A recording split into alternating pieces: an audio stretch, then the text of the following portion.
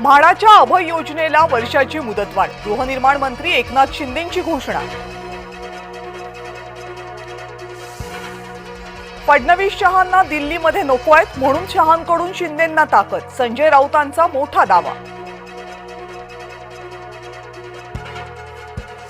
नागपूरमध्ये सरकारच्या विरोधात युवा प्रशिक्षणार्थी आक्रमक, विद्यार्थ्यांचा लोटांगण मोर्चा पोलिसांनी रोखला।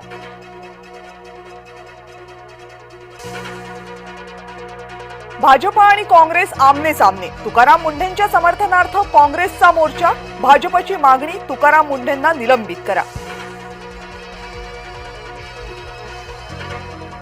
वेगळ्या विदर्भाच्या मागणीनं महाविकास आघाडीमध्ये ठिणगी, संजय राऊतांनी विजय वडेट्टीवारांची लायकी काढली।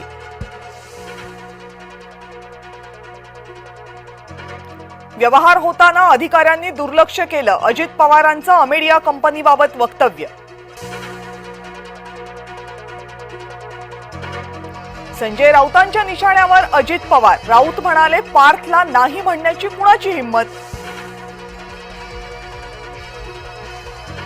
अधिवेशन संपताच मुंबईमध्ये शिंदे मैदानात, मुंबई महानगरपालिकेसाठी शिंदे जोरदार प्रचार करणार।